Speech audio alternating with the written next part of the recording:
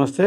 నా పేరు Ramesh Kadari, high court advocate, Hyderabad, Telangana. ఒక వ్యక్తి ఒక ప్రైవేటు భూమిలో 12 సంవత్సరాలు కంటిన్యూస్గా ఉంటే ఆ భూమి అతనిదే అవుతుంది.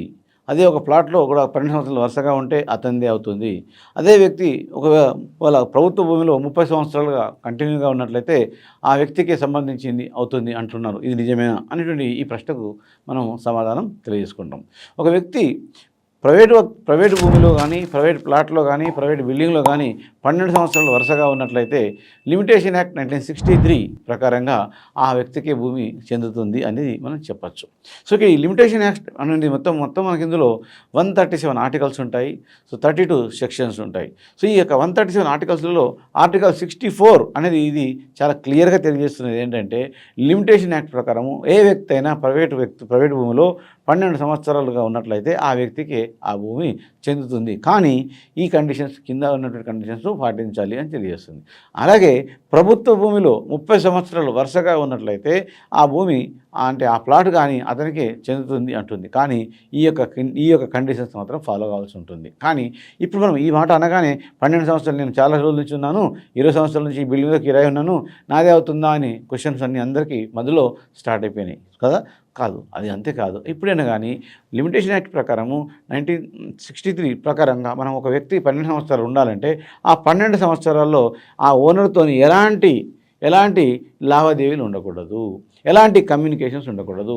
ఓనర్ వచ్చి మీకు రెంట్ అడగడం కానీ, ఓనర్ వచ్చి మీకు ఎప్పుడైనా కానీ మీకు ఒక అద్దె ఇవ్వడమని, అద్దె కోసం అగ్రిమెంట్ చేసుకోవడం కానీ ఇలాంటివి చేయకూడదు. అంటే ఆ ఓనరుకు ఈ యొక్క క్లయింట్కు ఎవరైతే వ్యక్తి ఉన్నాడో ఆ వ్యక్తికి ఎలాంటి కమ్యూనికేషన్స్ లేనట్లప్పుడు మాత్రమే ఈ 12 సంవత్సరాల లిమిటేషన్ యాక్ట్ వర్తిస్తుంది. అంతేగాని ఈ 12 ఒక వ్యక్తి బిల్డింగ్ కిరాయి చేశాడు, అమెరికాలో ఉన్నాడు, వాళ్ళు 20 సంవత్సరాల నుంచి ఉంటున్నారు, ఈ బిల్డింగ్ మాదే అని అనుకోవడానికి లేదు. ఆ వ్యక్తి మీకు అప్పుడప్పుడు ఫోన్ చేసి అడుగుతాడు, లేదా రెంట్ ఇవ్వకపోతే వేరే వ్యక్తులను మేము పంపిస్తాడు, వాళ్ళ వారసులను పంపిస్తాడు, వాళ్ళ ఫాదర్ని పంపిస్తాడు, లేదా వారింటికి సంబంధించిన వాళ్ళని ఏమన్నా పంపించి, లేదా వాళ్ళ మధ్య అగ్రిమెంట్ చేసుకుంటాడు. లీజ్ అగ్రిమెంట్ చేసుకుంటున్నప్పుడు ఈ 12 సంవత్సరాల యొక్క లిమిటేషన్ యాక్ట్ అనేది వర్తించదు. అంతేగాని నాకు 12 సంవత్సరాలను ఈ భూమి నాదే అని చెప్పి మనము కోర్టుకు వెళ్తే కూడా చెల్లదు. సో ఎప్పుడైతే ఆ వ్యక్తి ఓనర్తో 12 సంవత్సరాల వరకు ఎలాంటి కమ్యూనికేషన్ లేకుండా ఉన్నప్పుడు మాత్రమే, ఎలాంటి ఈ యొక్క అగ్రిమెంట్లు లేకుండా ఉన్నప్పుడు మాత్రం ఈ యొక్క లిమిటేషన్ యాక్ట్ వర్తిస్తుంది.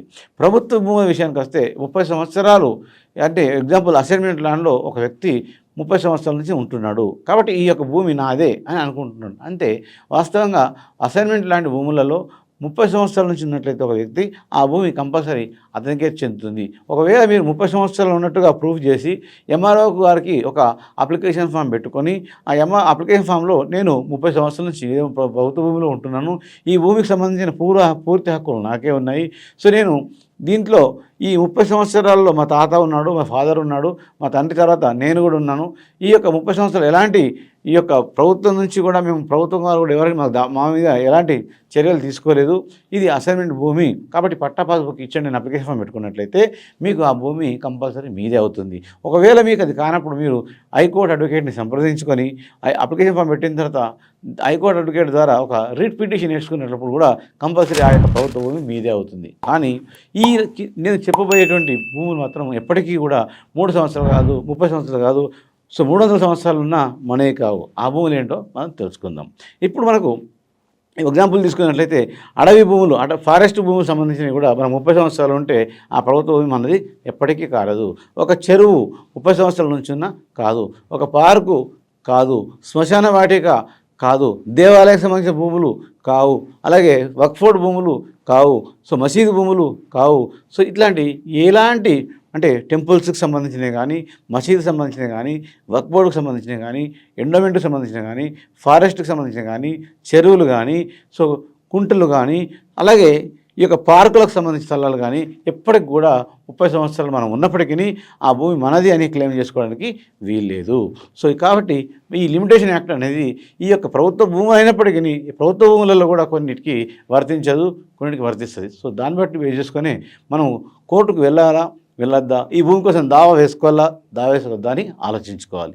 సో ఇప్పుడు ఈ లిమిటేషన్ యాక్ట్ 1963 గురించి మనకు చాలా క్లియర్గా చేయడం జరిగింది. ఒక వ్యక్తి అడ్వర్స్ పొజిషన్ అంటాం దీన్ని. ఈ అడ్వర్స్ పొజిషన్లో ఎవరికైనా భూములు వస్తాయి.